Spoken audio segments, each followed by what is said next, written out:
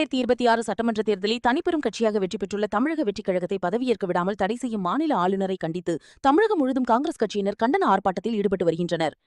அதன் ஒரு பகுதியாக திருவாரூர் தலைமை தபால் நிலையம் முன்பாக திருவாரூர் மாவட்ட காங்கிரஸ் கமிட்டி சார்பாக கண்டன ஆர்ப்பாட்டம் நடைபெற்றது.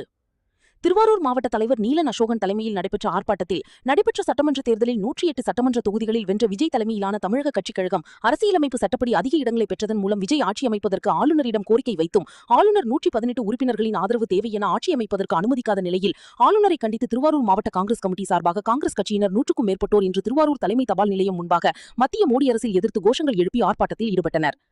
இந்த நிகழ்வில் திருவாரூர் மாவட்ட காங்கிரஸ் தலைவர் நீலன் அசோகன், முன்னாள் மாவட்ட காங்கிரஸ் தலைவர் மன்னை மதியழகன், மாநில செயலாளர் தாகிர், விவசாய அணி மாநில செயலாளர் மடப்புரம் சம்பத் உள்ளிட்ட காங்கிரஸ் பொறுப்பாளர்கள் பலரும் கலந்து கொண்டனர்.